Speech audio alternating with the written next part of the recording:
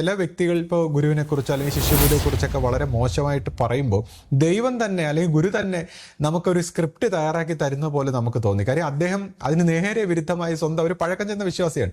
അദ്ദേഹം സ്വന്തം അനുഭവങ്ങൾ പറയുകയാണ്. അപ്പോൾ ദൈവം ഈ ഒരു തിരക്കഥ രചിക്കുകയാണോ എന്ന് എനിക്ക് തോന്നിപ്പോയാണ്. കാരണം ആ വീഡിയോ എടുത്തതിന് ശേഷവും ഞാൻ പറഞ്ഞു, ആശ കുറച്ചൊരു ഗ്യാപ്പിന് ശേഷം നമുക്ക് ഇടാം.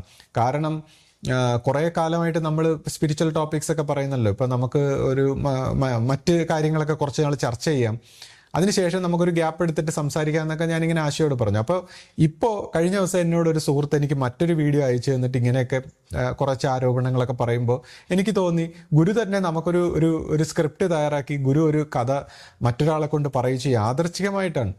അപ്പോൾ അത് പറയാനുള്ള അത് ഷെയർ ചെയ്യാനുള്ള ഉചിതമായിട്ടുള്ള ഒരു സമയമായിട്ട് ഞാൻ കരുതുന്നു. കാര്യം വളരെ പഴക്കം ചെന്ന ഒരു വിശ്വാസി അദ്ദേഹത്തിൻ്റെ ജീവിതത്തിൽ ഗുരുവിൻ്റെ ദേഹവിയോഗത്തിന് ശേഷം ശിഷ്യഭൂതയിലൂടെ അതേ അനുഭവം, അതേ ഗുരുവിൻ്റെ ആ ഒരു പ്രകാശം, അതേ സാന്നിധ്യവും സന്തോഷവും ഒക്കെ ലഭിക്കുന്നതായിട്ടും അദ്ദേഹത്തിൻ്റെ ജീവിതത്തിലുണ്ടായ അനുഭവങ്ങളെക്കുറിച്ച് ഷെയർ ചെയ്യണം.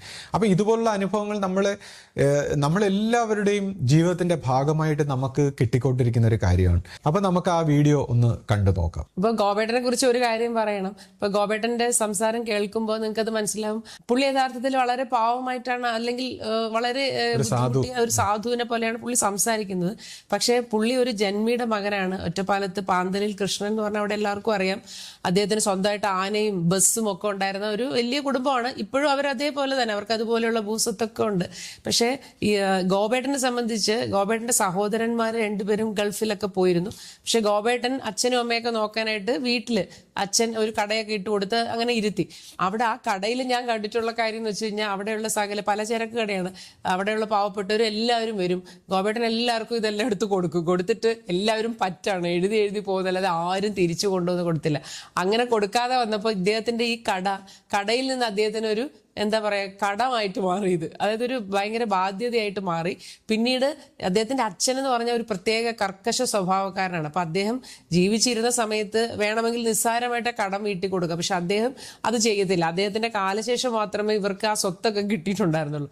അപ്പൊ അതുകൊണ്ട് എന്ത് പറ്റി, ഗോപേട്ടൻ അഭിമാനിയാണ്, ആരോടും പൈസയും ചോദിക്കില്ല. അപ്പൊ അന്നത്തെ കാലത്ത് ഒരു 4.5 ലക്ഷം രൂപയാണ് കടം വന്നത്. അന്നത് കുറച്ച് വലിയ എമൗണ്ട് തന്നെയാണ്. അതാണ് അദ്ദേഹം ഈ സാമ്പത്തിക ബാധ്യത എന്ന് ഇതിനകത്ത് പറയുന്നത്. അല്ലാതെ യഥാർത്ഥത്തിൽ അദ്ദേഹം ഒരു വലിയ ജന്മിയും ഭൂസ്വത്തൊക്കെ ഉള്ള ഒരാളാണ്. അപ്പോൾ ആ ഒരു സന്ദർഭത്തിൽ അച്ഛന്റെ സഹായവും ഇല്ല, ആരുടെ സഹായവും ഇല്ലാത്തപ്പോൾ അദ്ദേഹത്തിന് വളരെ ബുദ്ധിമുട്ട് അനുഭവിക്കേണ്ടി വന്നു എന്നുള്ളതൊരു സത്യമാണ് കേട്ടോ. അപ്പൊ ഇനി നിങ്ങളത് കണ്ടു നോക്കും. ഇത് എൻ്റെ വല്യമ്മയുടെ മോനാണ് ഗോപേട്ടൻ. ഒറ്റപ്പാലത്താണ് സ്ഥലം.